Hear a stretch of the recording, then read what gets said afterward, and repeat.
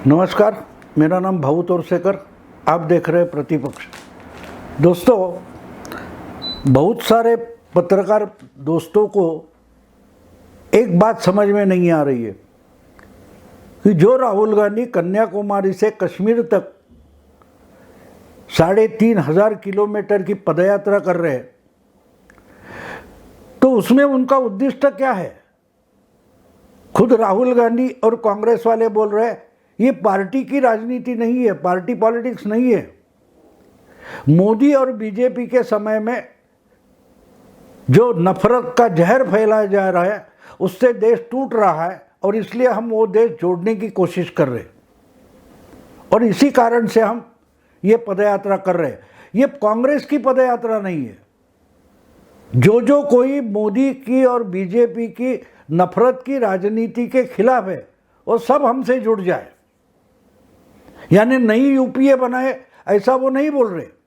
और इसलिए इनके साथ प्रशांत भूषण, योगेंद्र यादव, ऐसे जो पक्के कड़वे एंटी बीजेपी लोग हैं वो भी जुड़ गए। बहुत सारे लोग, कम्युनिस्ट पार्टी हो, सीपीएम हो, अलग अलग पार्टियां उनके साथ, या अलग अलग एक्टिविस्ट जो है वो राहुल गांधी के साथ जुड़ रहे। हम देख रहे हैं, बार बार दिखाया जा रहा है मीडिया पर।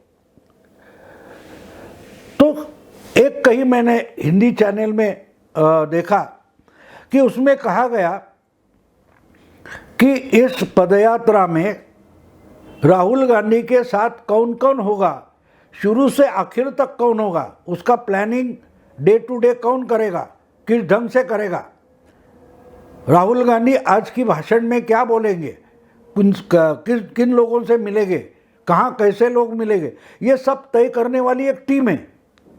और उस टीम में कन्हैया कुमार का भी सहभाग है, ऐसा बताया गया। तो ये जो कुछ 100-150 लोगों की टीम है ऐसा बताया गया। मुझे पता नहीं सच्चाई है या नहीं, उलट सुलट खबरें आती रहती है, तो मुझे पता नहीं इसमें कितनी सच्चाई है। लेकिन बात वो नहीं है। मुझे जिन पत्रकारों ने पूछा, उन्होंने कहा कि अगर राहुल गांधी कांग्रेस के सबसे शीर्षस्थ नेता है, टॉप लीडर है, तो इस वक्त हिमाचल और गुजरात में जो चुनाव हो रहे हैं उसके बारे में भी उनको सोचना चाहिए।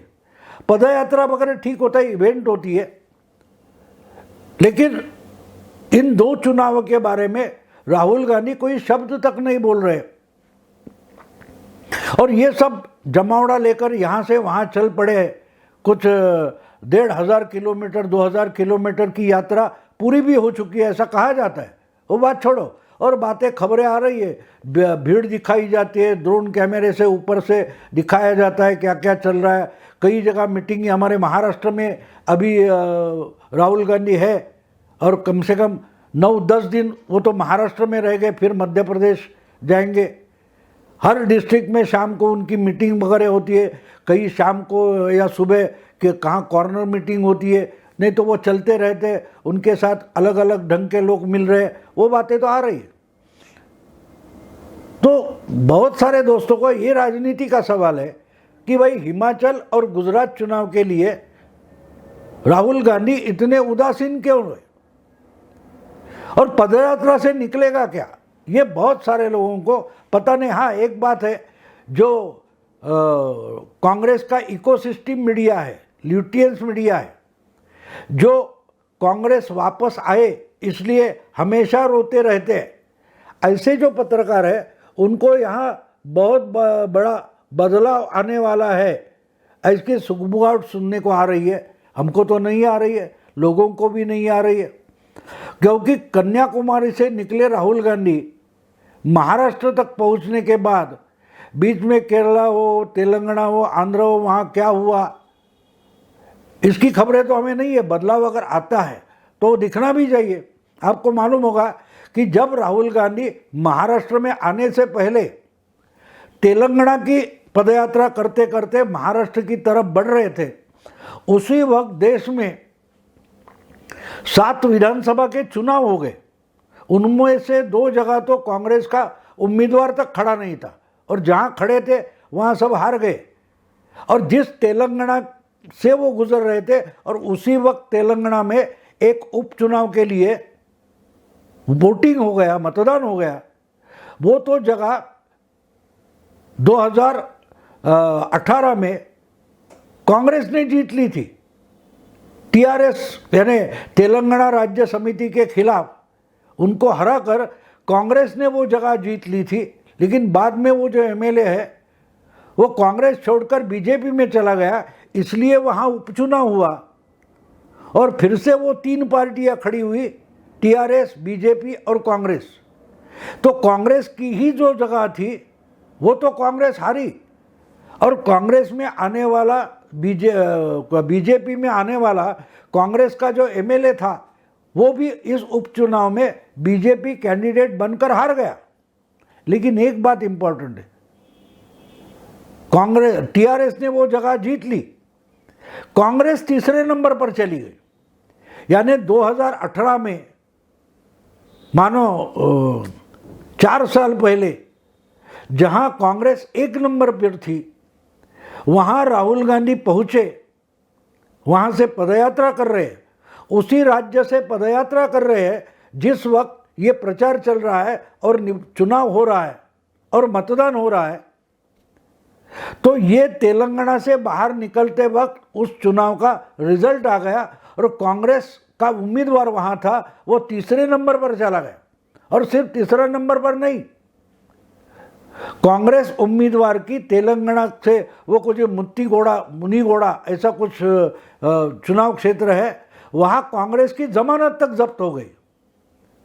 तो इस पदयात्रा का कांग्रेस के रिवाइवल के लिए क्या फायदा है, इसका तो जवाब ल्यूटियस या कांग्रेसी पत्रकार नहीं दे रहे। तो वो सिर्फ ये बोल रहे कि कांग्रेस को बड़ी संजीवनी मिलने वाली है, राहुल गांधी के नेतृत्व में कांग्रेस फिर से उभर रही है, जनता पर इसका बड़ा प्रभाव हो रहा है, वगैरह वगैरह खबरें सुनाई जाती है। ये अजीब बात है दोस्तों, देख क्यों हो रहा है। कांग्रेस देश को जोड़ना चाहती है, लेकिन कांग्रेस से लोग दूर क्यों भाग रहे हैं, मतदाता कांग्रेस से दूर क्यों भाग रहे हैं, कितनी अजीब बात है। और इसलिए मुझे कोई मुंबई के मराठी पत्रकारों ने, दोस्त थे मेरे, पूछा कि भाई इनके साथ कोई बड़े कांग्रेस वाला क्यों नहीं दिखाई दे रहा। जयराम रमेश वगैरह ठीक है, हमारे महाराष्ट्र में आए तो नाना पटोले, कोई अशोक चव्हाण, बाला साहब थोरात या शिवसेना एनसीपी के कुछ नेता उनके साथ जुड़ गए, वो महाराष्ट्र में 8-10 किलोमीटर 5 किलोमीटर के लिए इनके साथ चले, आगे कुछ नहीं। सवाल ये है कि कांग्रेस के भी बड़े बड़े नेता जो है ये पदयात्रा में क्यों नहीं है। और अजीब बात यह है कि 1.5-2 साल पहले जो कन्हैया कुमार कम्युनिस्ट पार्टी छोड़कर कांग्रेस में दाखिल हुआ, वो आज राहुल गांधी के साथ है। जिन्होंने जिंदगी भर कांग्रेस की निंदा की, पिछले चुनाव के रिजल्ट के बाद जिस योगेंद्र यादव ने बोला था कांग्रेस मरनी चाहिए, कांग्रेस मस्ट डाई, वो उसमें उनके साथ है। जिस प्रशांत भूषण ने रॉबर्ट वाड्रा यानी राहुल गांधी की जो बहनोई है उनका डीएलएफ और हरियाणा का सबसे बड़ा घोटाला उजागर किया था, वो प्रशांत भूषण उसमें। तो ये कैसी बात है, जो लोग कल तक कांग्रेस के खिलाफ लड़ते थे, कांग्रेस मरनी चाहिए बोलते थे, वो आज कांग्रेस के साथ जुड़ रहे हैं। और जिनको हम पिछले 20, 25, 40 साल से कांग्रेस वाला मानते थे, कांग्रेस के लोग मानते थे, वो गायब है। ये क्या अजीब बात है, बिल्कुल अजीब बात है। तो ये मराठी पत्रकारों ने मुझे मैं उम्र से ज़्यादा हुई इसलिए पूछा कि आपका इसके बारे में एनालिसिस क्या है। तो मैंने उनको बोला कि भैया पदयात्रा एक शब्द है और इसमें और एक शब्द है कांग्रेस की पदयात्रा, ऐसा नहीं है। भारत जोड़ो यात्रा यानी पदयात्रा जो है वो भारत जोड़ो की है। तो सोच लो, इस जो पदयात्रा के लिए नाम दिया गया भारत जोड़ो, तो भारत जोड़ना है तो भारत टूटा हुआ तो होना चाहिए ना। हम वो फेविकॉल वगैरह टीवी पर किसी कंपनी की ऐड देखते कि हमारा फेविकॉल ले लो और टूटी हुई कोई चीज़ है तो वो कितने को आराम से जोड़ सकती है। जूता हो या कोई कांच का बर्तन हो, वो भी कैसे आराम से जोड़ सकते फेविकॉल लगा के। लेकिन जो बर्तन ठीक ठाक है वो जोड़ने की क्या ज़रूरत है। हाँ, जिसके टुकड़े हुए हैं उसको जोड़ना चाहिए। तो राहुल गांधी की कोशिश है जिसके टुकड़े हुए ऐसा जो कोई भारत उनकी कल्पना में है उसको उनको जोड़ना है। और आपको मालूम है राहुल गांधी और उनके पूरे खानदान को भारत मालूम ही नहीं था। उनके परदादा जो थे जवाहरलाल नेहरू, वो भारत ढूंढने निकले थे। उस पर उन्होंने किताब लिखी है डिस्कवरी ऑफ इंडिया। हजारों सालों से जो भारत पहले से है, जमीन पर है, वो नेहरू जी को कभी पता नहीं था कि ये भारत है।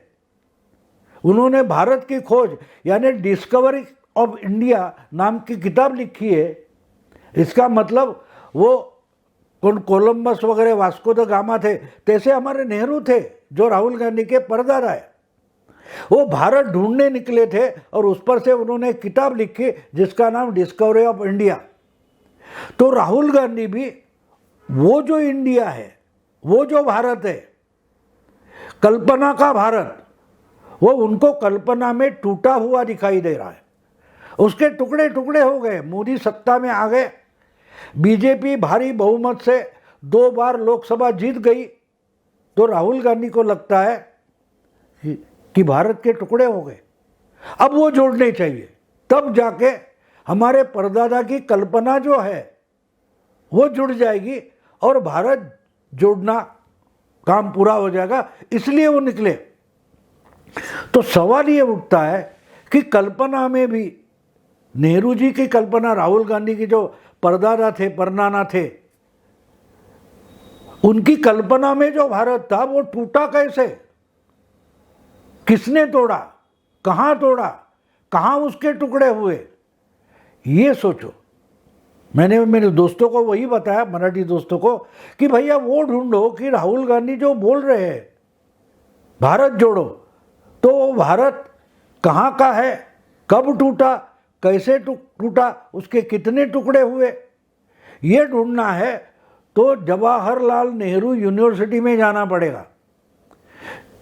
इंदिरा जी ने अपने पिता के नाम पर यानी राहुल के परनाना के नाम पर एक यूनिवर्सिटी बनाई और उस यूनिवर्सिटी में बच्चों को ये पढ़ाया जाता है कि भारत कैसे तोड़ना है, भारत के टुकड़े टुकड़े कैसे करने हैं। और वहाँ से ग्रेजुएट होकर 5-6 साल पढ़े लिखे बच्चे होते हैं, वो भारत तोड़ने वालों का महिमा मंडन करते हैं। फिर वो अफजल गुरु हो या और कोई नक्सल हो या कोई अर्बन नक्सल हो, उनका महिमा मंडन करना, यही तो काम जवाहरलाल नेहरू यूनिवर्सिटी में चलता है। और कन्हैया लाल उसकी ही पैदावार है। आपको याद होगा तो 6 साल पहले अफजल गुरु का कुछ पुण्यतिथि होगी या जन्मदिन होगा, मुझे पता नहीं, या उसको फांसी चढ़ाई गई। उस दिन जेएनयू में, जवाहरलाल नेहरू यूनिवर्सिटी में एक बड़ा समारोह किया गया है और जोर शोर से जेएनयू के बच्चे चिल्ला रहे थे, हमें चाहिए आज़ादी, भारत तेरे टुकड़े हो गए, इंशा अल्लाह इंशा अल्लाह। तो राहुल गांधी वहाँ भी पहुँच गए, प्रशांत भूषण वहाँ पहुँच गए, योगेंद्र यादव वहाँ पहुँच गए। जो बच्चे भारत के टुकड़े करने पर आमादा हो गए थे, घोषणा देकर बाकायदा एक समारोह कर रहे थे, उससे ही नेहरू जी के कल्पना में जो भारत था उसके टुकड़े हुए। अब उसके लिए जो बड़ा बवाल हो गया था, उसके बाद कन्हैया कुमार को अरेस्ट वगैरह हो गया। कन्हैया कुमार हम आम लोग वहाँ से जानने लगे, वो कोई उमर खालिद है, क्या बोलते, कन्हैया कुमार है। इन्होंने एक समारोह किया और कल्पना के भारत के टुकड़े कर दिए। अब वो टुकड़े इकट्ठा करने हैं, जोड़ने हैं, तो वो टुकड़े है कहाँ, मिलेंगे कहाँ से, वो ढूंढे बगैर वो कल्पना का भारत नहीं जोड़ा जा सकता। इसलिए राहुल गांधी ने जब भारत जोड़ो यात्रा 3,500 किलोमीटर की करने को चाहा और सोचा, तब उनके दिमाग में पहला सवाल आया कि कौन सा भारत मुझे जोड़ना है। बाकी का भारत तो इंटैक्ट है, हर जगह अपना अपना काम चल रहा है, समय पर चुनाव हो रहे हैं, सब कुछ ठीक ठाक चल रहा है, तो ये भारत जोड़ने का सवाल ही नहीं उठता। तो फिर अगर भारत जोड़ना है तो हमको कल्पना का भारत जोड़ना पड़ेगा, जो हमारे परनाना ने किताब में ढूंढा है, डिस्कवरी ऑफ इंडिया। तो भारत की खोज जो पंडित जवाहरलाल नेहरू ने की थी, उसके टुकड़े टुकड़े टुकड़े हो गए। तो अगर वो ढूंढने हैं तो जिन्होंने टुकड़े किए उनको साथ में लेना पड़ेगा। जो टुकड़े किए जा रहे थे उसकी सराहना करने वाले, पीठ थपथपाने वाले, उनको भी साथ लेना पड़ेगा। तो अब आप समझ सकते हो कि कन्हैया कुमार राहुल गांधी की पदयात्रा में, भारत जोड़ो यात्रा में, उनके टीम में एक प्रमुख हिस्सा क्यों है। क्योंकि टुकड़े, भारत तेरे टुकड़े हो गए या भारत तेरे टुकड़े किए, ऐसे बोलने वाले कन्हैया कुमार ही वो टुकड़े कहाँ कहाँ जाकर गिरे हैं, कहाँ कहाँ छुपाए गए या छुपे हैं, वो ढूंढने में मदद कौन करेगा। पुलिस तो नहीं कर सकती, ये काम पुलिस नहीं कर सकती, रॉ नहीं कर सकती, आईबी नहीं कर, कोई जांच एजेंसी नहीं कर सकती, क्योंकि सब कल्पना का मामला है। भारत टूटा है, नफरत से टूटा है, ये सब कल्पना है।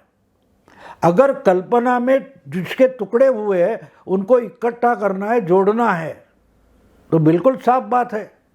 एक बात साफ है कि इसको जोड़ने के लिए वो टुकड़े करने वालों को पहले इकट्ठा लाना पड़ेगा, उनको जुड़ाना पड़ेगा, उनको साथ इकट्ठा करके जोड़ना पड़ेगा।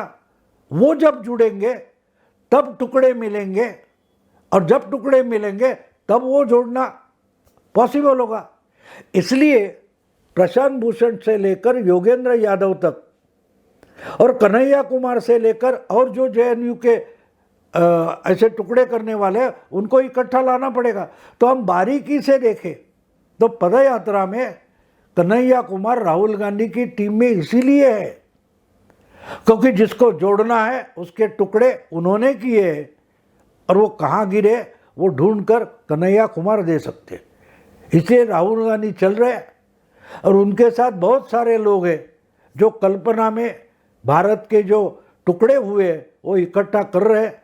अब फेविकॉल कौन लाएगा इसका पता नहीं। ये भारत के जो टुकड़े हैं, राहुल गांधी, कन्हैया कुमार, प्रशांत भूषण, योगेंद्र यादव, इन सबको जो लगता है कि भारत के टुकड़े हुए, तो वो तो सब टुकड़े ला सकते हैं, लेकिन इनको इकट्ठा करने के लिए, जोड़ने के लिए जो फेविकॉल चाहिए, चिपकाने वाला कोई पदार्थ चाहिए, उसको आइडियोलॉजी बोलते हैं, उसको प्रोग्राम बोलते हैं, उसको पॉलिसी बोलते हैं।